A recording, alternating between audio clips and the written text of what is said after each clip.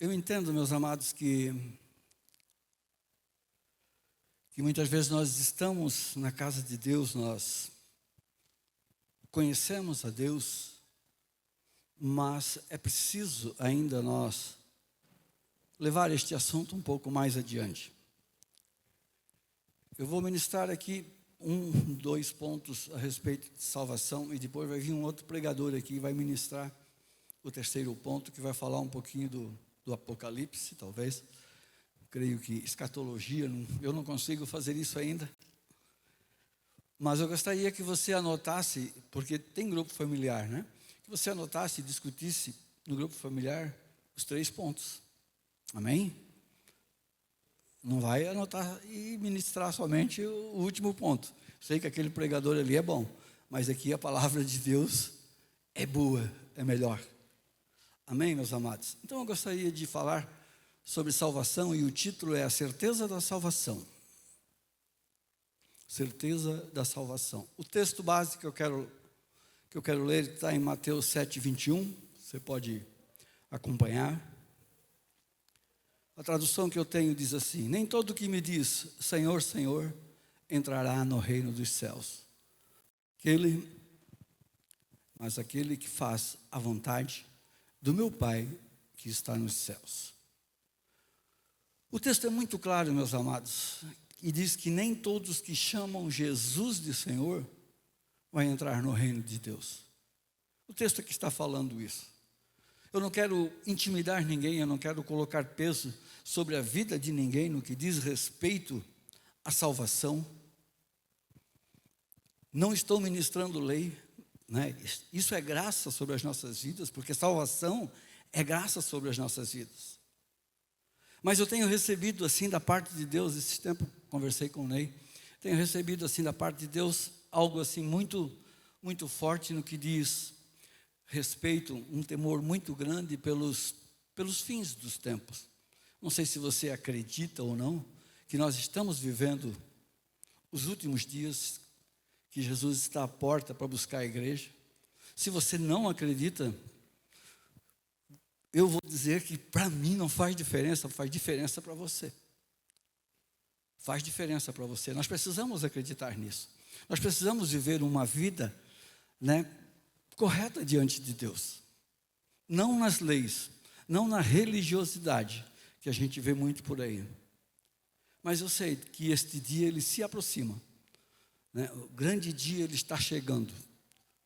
E Jesus ele está à porta, assim como diz lá em Apocalipse, ele está às portas. E nós precisamos entender isso, nós precisamos olhar um pouquinho para dentro de nós e ver como que está, né, a nossa salvação. Eu particularmente, eu creio que qualquer líder, qualquer pastor, ficaria muito triste se chegasse nesse dia do arrebatamento. Eu estou falando do arrebatamento daí. Se chegasse no dia do arrebatamento, Jesus viesse buscar a igreja e alguém da minha família não estava ali, não estivesse ali. Alguns das nossas ovelhas, né, de grupos familiares, algumas pessoas da igreja não estivessem subindo junto com a igreja de Jesus. Eu ficaria muito triste, meus amados. Você ficaria muito triste. Embora nós saibamos que a salvação ela é individual, né? Vai entrar eu, a minha esposa vai entrar por conta dela, né? Eu creio que eu vou subir. Eu também creio que ela vai subir, mas é por conta dela, ela tem que fazer a parte dela. Cada um de nós precisamos fazer a nossa parte. E existe uma coisa assim, como eu falei, que Deus tem me alertado muito a respeito disso. Nós precisamos, principalmente eu, né? Eu preciso falar, eu preciso alertar a igreja no que diz respeito à nossa salvação. Da forma como muitos de nós temos vivido. Eu me incluo, o Senhor também falou muito comigo nessa palavra. A forma como que nós temos vivido. Infelizmente, uma pesquisa nos Estados Unidos diz que 30% das pessoas que vão regularmente no culto, as pessoas religiosas, entre aspas, que vão na igreja, 30% desses crentes, talvez eles não tenham a salvação. Você imagina, meus amados, dentro de uma igreja como a nossa, em média 80 pessoas, né? Às vezes 100, mas 80 pessoas em média, 3 vezes 8, 24 pessoas dentro de uma igreja tão pequena dessa podem não ser salvas, mesmo vindo na igreja, mesmo participando de grupo familiar, né? Mesmo fazendo tudo que a religião às vezes nos ensina a fazer, e nós não devemos, né, olhar para a religião. Nós temos que olhar para dentro de nós. E eu quero falar um pouco a respeito disto. Então, o primeiro ponto é um alerta da salvação. Olhem, meus amados, olhem para aquilo que eu estou falando hoje, olhem para dentro de você. Veja se você realmente vai subir. Porque se você não subir, vai ficar aqui e haverá uma tribulação muito grande. Quando você ler Apocalipse, você vai ver aquela tribulação. Momentos terríveis. Então, o primeiro ponto é alerta da salvação, que diz assim, Eclesiastes 7:20. Não há homem justo sobre a terra que faça o bem e que não peque. Esse texto, eu sei que lá no Antigo Testamento é debaixo do sol, como se diz, debaixo do céu. Antes de Jesus, não havia ninguém que era justo, ninguém que era bom. Nós entendemos que Jesus veio e deu uma outra condição para nós. Então esse texto ele pode perder a validade para alguns. Se você já aceitou Jesus, ele perde a validade. Se você anda nos caminhos de Deus, ele perde a validade. Mas o texto está aqui, é um princípio que diz que não há homem justo sobre a terra que faça o bem e não peque. Então todos nós, você sabe que nós todos fomos já pecadores. Jesus, ele arrumou a questão do pecado, mas nós somos pecadores, fomos pecadores. E uma das coisas que Deus tem me alertado é que nós precisamos realmente pregar o verdadeiro, o genuíno evangelho, meus amados. Não um evangelho qualquer, não uma palavra qualquer. Eu sei que é difícil para mim estar aqui trazendo esta mensagem. Quando nós estamos na igreja, quando nós vamos falar de pensamento positivo, não fala na igreja, mas alguma coisa motivacional, você vai ficar muito feliz. Quando nós vamos falar sobre graça, você vai ficar muito feliz. Mas quando nós falamos um pouco a respeito da salvação, talvez isso não te deixe feliz. Mas o objetivo é que você venha apenas refletir, não ficar com medo. Amém? Não é medo, não é peso, não é nada disso. É você refletir. É eu e você refletir como que nós temos vivido. E por isso nós precisamos ter esse alerta da salvação e levar a palavra de Deus verdadeira. A palavra de Deus verdadeira. Tem muitas palavras por aí que é de Deus, mas ela não é verdade. Traz muito engano. E você vai ver que talvez essas pessoas, elas fazem parte daqueles 30% da pesquisa ali nos Estados Unidos, que diz que crentes dentro da igreja, eles podem não ser salvos. Por isso nós precisamos desse genuíno arrependimento, para que nós venhamos valorizar aquilo que Jesus fez por nós, aquilo que Deus deu para nós, que é seu Filho. Precisamos valorizar isso. Precisamos de um genuíno, um verdadeiro arrependimento. Um verdadeiro arrependimento. João 3,3 diz que a isto respondeu Jesus: na verdade te digo, se alguém não nascer de novo, não pode ver o reino de Deus. Amados, se nós não nascermos de novo, nós não podemos ver o reino de Deus. E existem pessoas que estão dentro da casa de Deus e não têm visto o reino de Deus, que ainda não tiveram esse novo nascimento, não tiveram essa metanoia, essa mudança de mente. E nós precisamos disto. É o que o texto diz. Jesus disse: em verdade te digo, se alguém não nascer de novo, não pode ver o reino de Deus. Muitas vezes nós só aceitamos Jesus e não nascemos de novo, né? Mais uma vez, com muita tristeza, eu digo que muitos que se dizem crentes em Jesus não tiveram um absoluto, não tiveram um genuíno, um verdadeiro arrependimento. Não tem como nós olhar para Jesus, ver o que Jesus fez, e nós continuarmos nessa vida, às vezes medíocre, que nós vivemos. Não tem como. Tem que haver um verdadeiro arrependimento. Amados, o erro, e muitas pessoas combatem isso, dizem que isso não deve ser mais pregado, mas o erro, por exemplo, o pecado é errar o alvo. Eu precisava ir numa direção e eu vou para outra direção. Esse erro, ele precisa ser confrontado. Hoje não tem nenhum visitante aqui, mas se tivesse um visitante, como que ele viria para Jesus só por causa do amor nosso por ele, por nós recebermos bem eles, até ajuda. Mas se ele não tiver essa consciência de confrontamento, que aquilo que ele está fazendo não é correto, como que ele vai olhar para ele mesmo e ver que ele precisa de mudança? Nós também. Nós precisamos olhar para nós. Precisa ter esse confrontamento, porque muitas vezes nós temos uma venda, nós temos uma cegueira espiritual que não mostra, nós não conseguimos ver aquilo que nós estamos fazendo. E esse confrontamento que eu digo é no sentido de nós podermos ver, mostrar com muito carinho para o irmão, mostrar com muito carinho para aquela pessoa que está ali fora sofrendo, que está nas garras de Satanás, mostrar para ele que existe solução, mas nós temos que mostrar.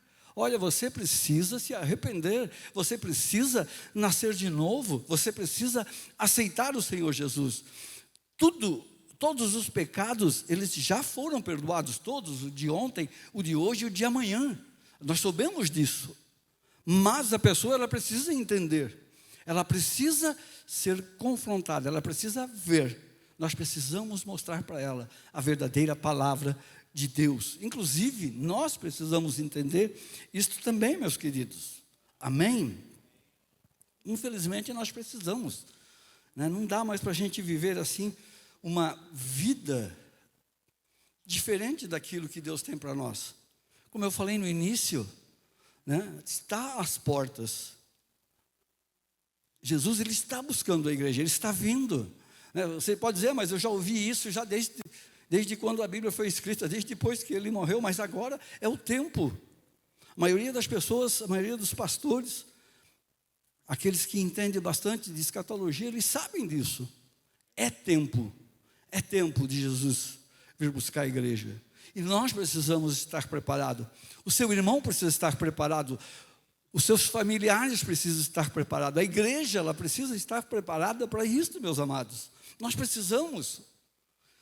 Nós temos comentado aqui, várias pessoas que vêm aqui, que ministram, eles falam que nós vivemos correndo o tempo todo, e realmente é isso, nós corremos o tempo todo como se não houvesse essa vinda do Senhor Jesus.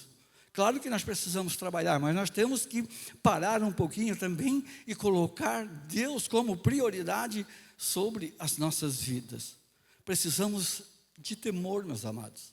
Nós precisamos de temor à palavra de Deus, né? Temor naquilo que o Senhor fez por nós. Precisamos, isto é um alerta da salvação. Amém? Efésios 2,8 diz que nós fomos salvos pela graça mediante a fé. Já falei anteriormente, graça é o que Deus fez por nós. Fé é aceitar o que Deus fez por nós. Amém? Nós precisamos aceitar aquilo que Deus fez por nós. Jesus já morreu por toda a humanidade. A humanidade precisa aceitar isso. Isso é graça de Deus. E nós precisamos levar esta palavra para frente. Precisamos levar. Um outro ponto que eu quero trazer para nós é um sinal, apenas um sinal da salvação.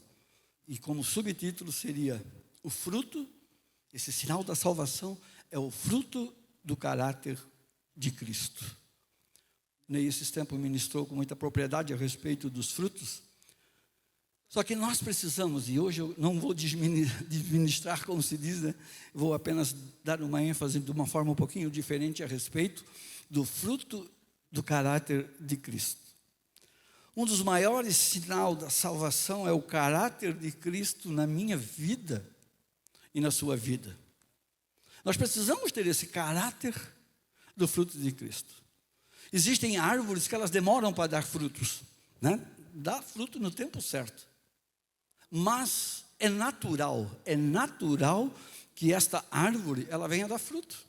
E nós também, meus amados, demora um pouquinho às vezes para nós darmos frutos. Quando eu falo de frutos, não estou falando somente de colheita de almas, mas daquilo que nós temos vivido. Às vezes demora um pouco para isso, mas isso vai acontecer em nossas vidas, precisa acontecer em nossas vidas, porque se não acontecer, é complicado, daí nós não podemos, pode ser que nós começamos a entrar naquele percentual dos 30%.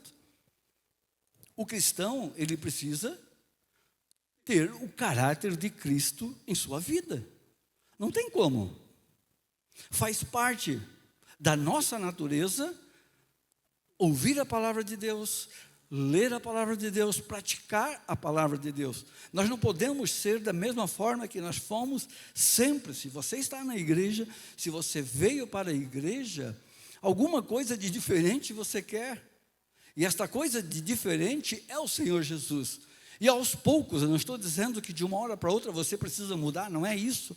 Mas aos poucos, você precisa ir mudando. E isso acontece naturalmente. Mas precisa. Só que existem pessoas que estão trocentos anos na igreja e não tem um pinguinho do fruto do caráter de Cristo em sua vida. Às vezes, são piores do que algumas pessoas que nem conheceram ainda o Senhor Jesus. Nós precisamos entender isso. Nós somos frutos e nós damos também frutos. Amém? Não somente almas, qualquer tipo de fruto. Se você era uma pessoa que brigava com todo mundo, daqui a pouco, se você brigava com 10 por mês, daqui a pouco você vai brigar só com 9 por mês. Isso é fruto do caráter de Cristo. Mas se você continuar brigando ainda com 10 ou com mais, esse fruto não está na sua vida. E o fruto do caráter de Cristo em nossas vidas é um sinal da salvação, é um sinal que nós estamos salvos. 1 João capítulo 3, versículo 9 diz que todo aquele que é nascido de Deus não pratica o pecado, porque a semente de Deus permanece nele. E ele não pode estar pecando porque é nascido de Deus.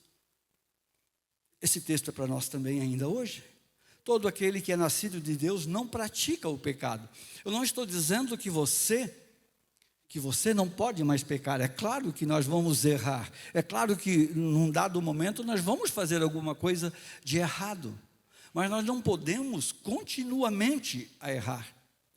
Amém? A palavra nascidos de Deus, no original, no grego, significa não pode regularmente andar no erro, andar pecando como forma ou como estilo de vida. É disso que eu estou falando. Não podemos continuar tendo o mesmo estilo de vida continuamente. Não pode regularmente andar errando, pecando como forma de estilo de vida. Ou seja, se ele continuar sendo como sempre foi, é muito provável que nós não nascemos de novo, que nós não temos esse fruto do caráter de Cristo em nossas vidas. Evidentemente, nós vamos cometer erros, não tem como, vamos cometer erros, mas não é continuamente, não é todo dia. E isto é algo passageiro, é algo que você aprende e depois você já não comete mais. Amém? 1 João 1,9 diz assim: se confessarmos os nossos pecados, Ele é fiel e justo para perdoar os nossos pecados. Então precisamos confessar. Se alguém confessar, significa fazer uma confissão que traz cura e traz libertação para você, que traz limpeza. Anteriormente, em algum culto aí eu falei a respeito do modelo que era esse aqui antes e depois, e precisou de uma limpeza. Isso também é graça. Amém? Muitas pessoas não fazem uma confissão dos pecados, fazem apenas uma admissão. Existe muita diferença entre confessar, se arrepender, do que admitir. Eu posso admitir, eu errei, tá? Realmente eu fiz algo de errado, mas eu não faço nada para mudar. Somente admitir não é o suficiente. Admitir é reconhecer algo. Confessar é se arrepender do algo que fez e não querer mais fazer aquele algo de errado. Não querer continuamente, diariamente, querer fazer aquilo de errado. Se uma pessoa não gera, né, e não quer mudança de reino, não quer mudança de mente, provavelmente ela não foi salva. Provavelmente ela não tem o caráter de Cristo em sua vida. Amém, meus queridos? Da minha parte era isso, uma alerta da salvação. E que um sinal da salvação é o fruto do caráter de Cristo em minha vida. Agora nós vamos ter o terceiro ponto, e eu quero até aqui esclarecer algo. Eu sei que é estranho, talvez, isso que eu vá fazer. Eu até poderia ministrar isso, meus amados.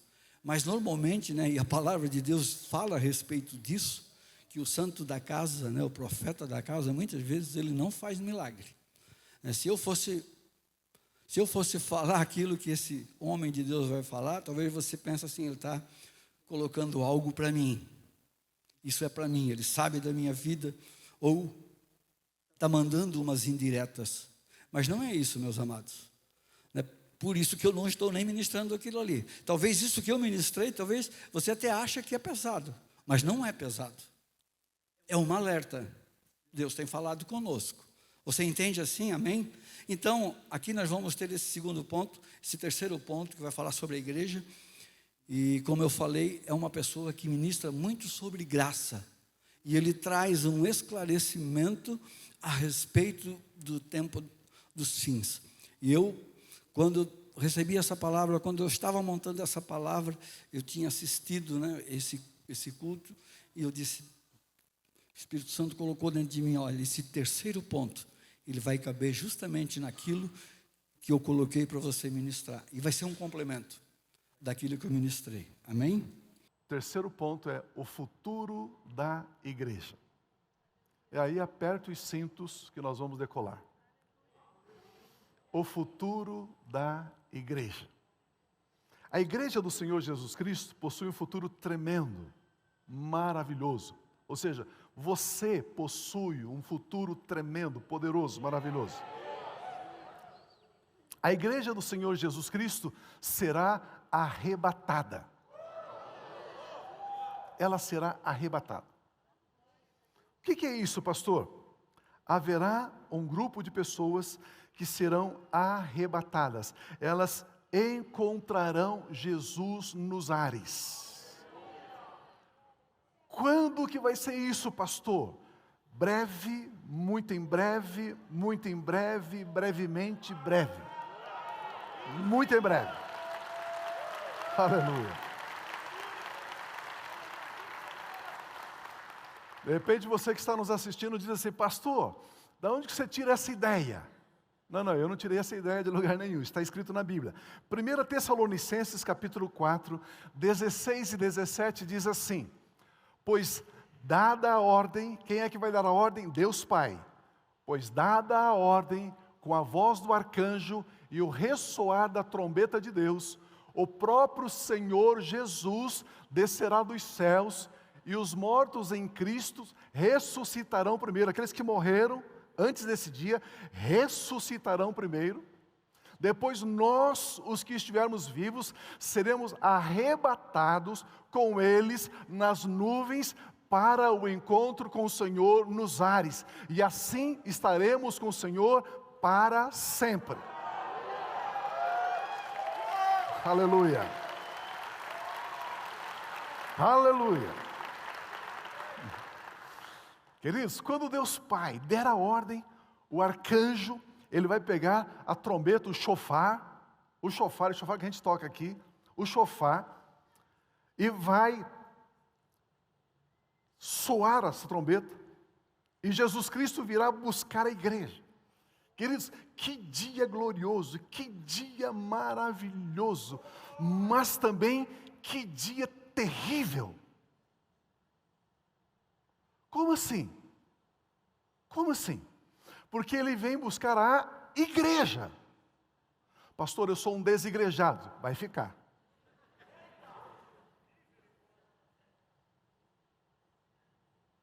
vai ficar. Um grande número de pessoas serão tiradas da terra, desaparecerão. Eu estou pregando aqui, simplesmente vai ficar esse paletó bonitinho assim, vai ficar aqui, ó.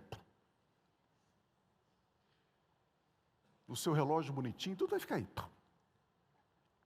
A chave do carro, da sua Ferrari, vai ficar no chão.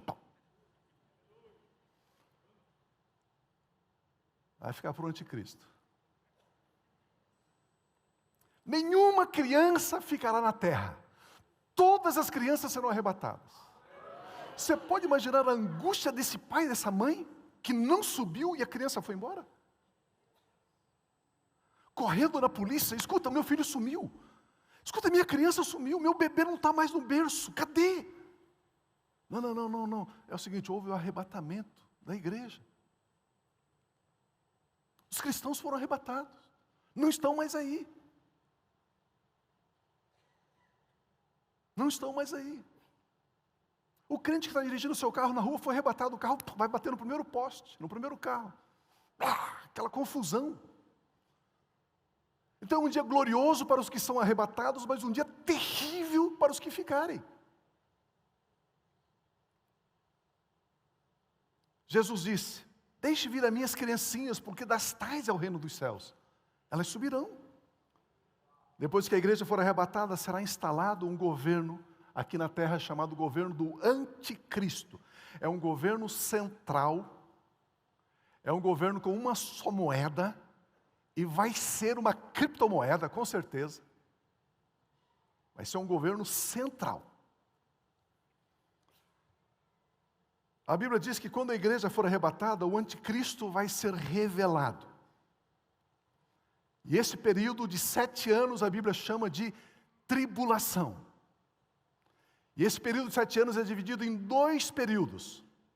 3 anos e meio de fartura, 3 anos e meio de crescimento, 3 anos e meio de uma pseudo-paz, 3 anos e meio de acordos. Só haverá um partido político, só um governo no mundo. E depois disso, virá 3 anos e meio de angústia, tormento, sofrimento, como nunca existiu sobre a face da terra. Olha o que Jesus diz desse dia em Mateus 24, 21 e 22. Ele diz assim, porque haverá então grande tribulação, como nunca houve, desde o princípio do mundo até agora, nem jamais haverá depois. Se aqueles dias não fossem abreviados, ninguém sobreviveria, mas por causa dos eleitos. Quem são os eleitos, Pio? Pergunta bem quem? Israel. Por causa dos eleitos, aqueles dias serão abreviados. Eu e você não estaremos aqui, fomos arrebatados. Já fomos arrebatados. Mas Israel estará aqui. Quem são os eleitos? Israel e todos os crentes que não foram arrebatados. Pio, o que você está dizendo? Eu estou dizendo que muitos crentes não serão arrebatados. Vão ficar, Pio? Vão ficar. Vão ficar. E aí, Pio? E aí? A igreja estará com o Senhor Jesus. Os salvos encontraram-se com o Senhor nos ares. Me permita repetir. Todos os cristãos serão arrebatados? Não. Muitos cristãos estão confundindo salvação com arrebatamento. Muitos cristãos são salvos, mas não estão vivendo de fato a vida cristã. Não estão vivendo. Vivendo como corpo de Cristo, vivendo em amor, vivendo em humildade, vivendo em mansidão, expressando a nova vida, a nova natureza. Não estão expressando. Somente quem aprendeu a viver em mansidão, amor e humildade é que se encontrarão com o Senhor nos ares. Somente os que estão vivendo uma vida santa, separada do pecado, uma vida de entrega, de dedicação a Deus, é que serão arrebatados quando a trombeta soar. Mas os cristãos que estão vivendo uma vida cristã superficial, no pecado. Eles serão arrebatados? Não. Alguns dizem, eu estou na graça, eu posso viver do jeito que eu quero. São salvos? São salvos. Serão arrebatados? Não serão arrebatados. Não serão arrebatados. Vão passar pela tribulação? Vão passar pela tribulação. Pela angústia, pelo tormento? Vão passar. Aleluia. A irmã está dizendo, é forte isso. Isso nem é forte, isso é verdade. É assim. É desse jeito. Meu irmão, se você não subir no arrebatamento, você sabe agora. Você sabe. Você sabe que o anticristo vai se manifestar. Você sabe que ele vai querer colocar a marca na sua mão para você comprar e vender. Você sabe. Vão passar pelo sofrimento, vão passar pela tribulação. Olha 1 Coríntios 15, 50, 53. Irmãos, eu lhes declaro que carne e sangue não podem herdar o reino de Deus, nem o que é perecível pode herdar o imperecível. Eis que eu lhes digo um mistério, nem todos dormiremos, mas todos seremos transformados no arrebatamento. No momento, no abrir e fechar de olhos.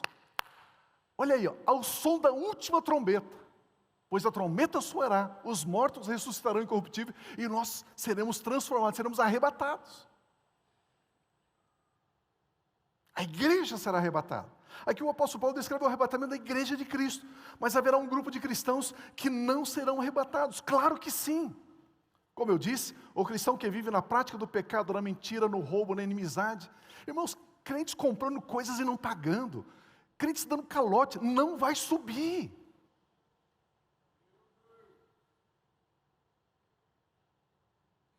Não vai subir. Esses cristãos passarão pela grande tribulação. E nesse período, eles terão que tomar o reino de Deus por esforço. Eles terão que perder a sua vida para poder achá-la. Eles terão que tentar sobreviver, revirando lixos e restos de comida para não morrer.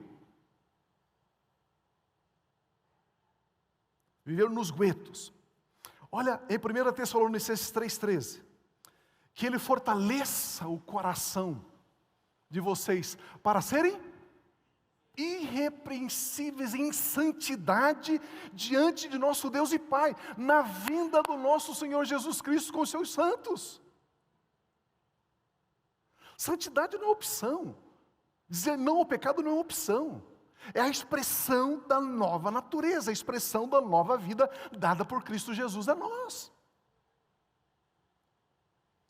O apóstolo Paulo orou pelos crentes de Tessalônica que eles vivessem uma vida irrepreensível em santidade para serem arrebatados. E depois poderão voltarem com Cristo Jesus e com todos os santos filhos de Deus na segunda vinda de Cristo. Porque na segunda vinda de Cristo, amados, nós voltaremos com Ele.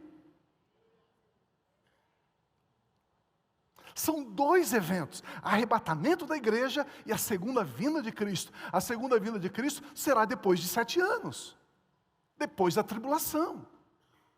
Aí haverá a segunda vinda de Cristo. E nós voltaremos com o Senhor. A segunda vinda de Cristo será com os santos, com a igreja, que foi arrebatada antes da tribulação. Por isso, irmãos amados e irmãs amadas, estejam preparados para o arrebatamento.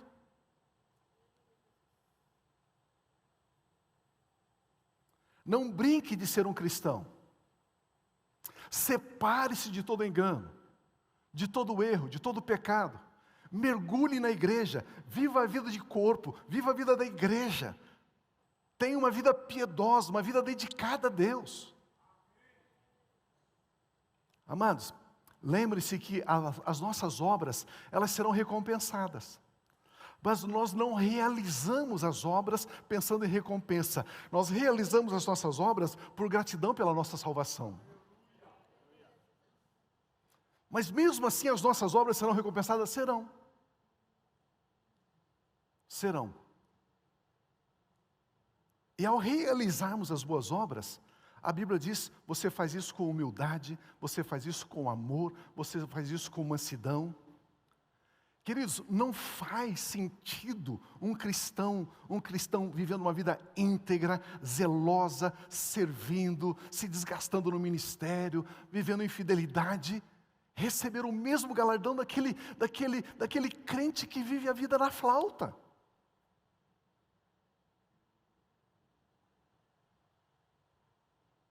Há diferença.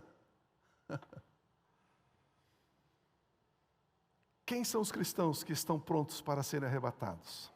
Olha esse texto de Efésios 5:3. Eu vou ler bem devagar. Entre vocês não deve haver nem sequer menção de imoralidade sexual. Pastor, mas a gente tem que nem sequer menção de imoralidade sexual. Pastor, o que é imoralidade sexual? É qualquer ato sexual fora do matrimônio.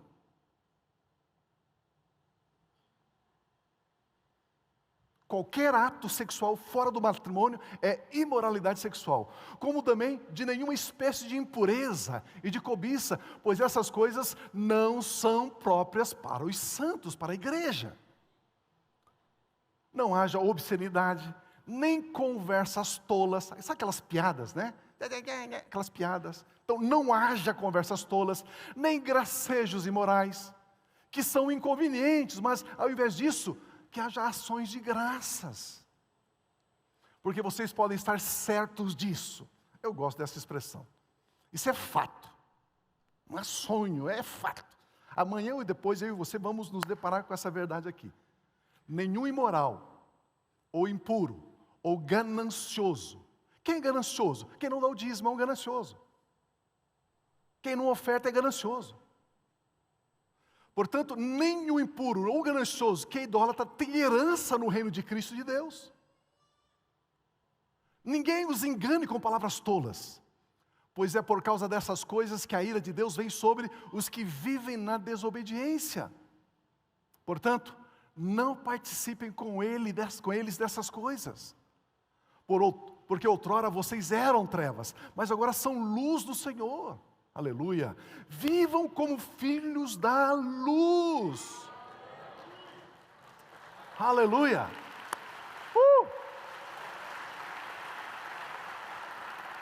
O que é viver como filho da luz? Pois o fruto da luz consiste em toda bondade, justiça, verdade. E aprendam a discernir o que é agradável ao Senhor. Não participem das obras infrutíferas das trevas, antes exponham-nas à luz, porque aquilo que eles fazem oculto, até mencionar é vergonhoso. Mas tudo o que é exposto pela luz torna-se visível, pois a luz torna visível todas as coisas. Por isso é que foi dito, desperta, ó tu que dormes. Se você pudesse colocar um subtítulo nessa minha mensagem, é desperta, você que está dormindo. Acorda, levanta-te dentre os mortos e Cristo resplandecerá sobre ti. Tenham cuidado com a maneira com que vocês vivem, que não seja como insensatos. Não viva uma vida desatinada, leviana, superficial, enganosa. Tenham cuidado, mas vivam como sábios, aproveitando ao máximo cada oportunidade, porque os dias já são maus. Portanto, não sejam insensatos, mas procurem compreender qual é a vontade do Senhor nosso Deus. Aleluia.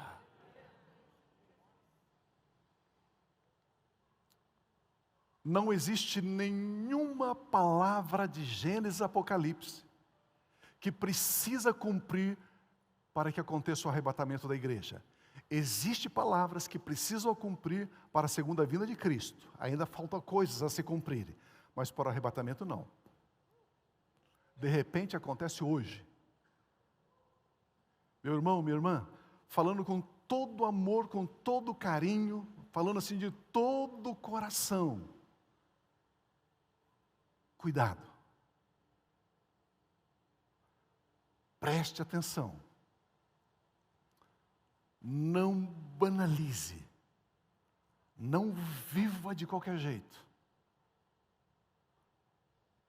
Tenha cuidado.